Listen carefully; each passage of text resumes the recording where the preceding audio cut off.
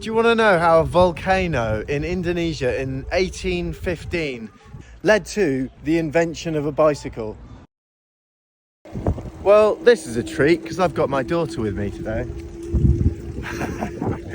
In 1815, there was a mountain called Mount Tambora and it exploded in a volcano. There was a dust cloud that was caused from this that spread all over the atmosphere of the earth. The effects of this were absolutely catastrophic. It was known as the year without summer. All over the globe there were crop failures. If you had a horse at that time, you required a huge amount of crops to feed your horses. So horses became way more expensive and people got working on designing something that would combat that. So in 1817, the German inventor Carl von Drey invented the Draisine.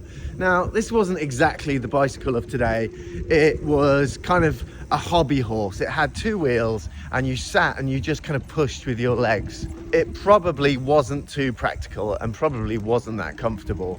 Then in 1839, Kirkpatrick Macmillan, a Scot, invented the first pedal bicycle. This had bars on the rear wheel that worked as pedals.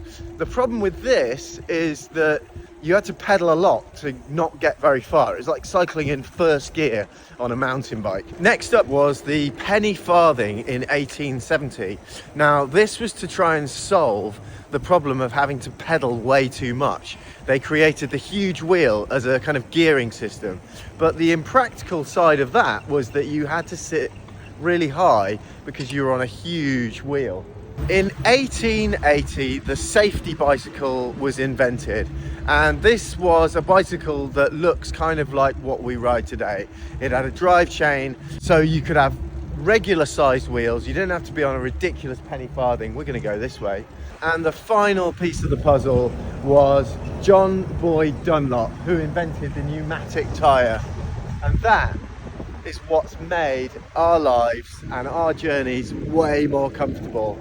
I absolutely love bicycles. I think they're just the best invention ever, and I use them for so many different things. And thank you everyone who's been involved with creating this absolutely incredible machine.